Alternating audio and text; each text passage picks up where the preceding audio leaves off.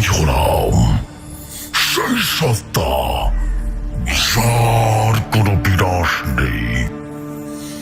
আমি হলাম সেই সত্তা যার কোনো বিনাশ হবে না।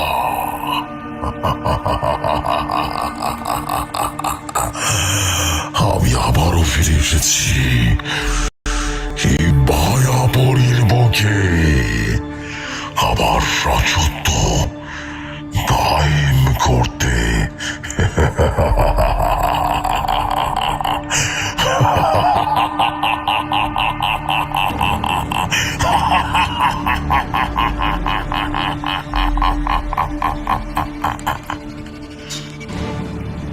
মায়াবরীর রহস্য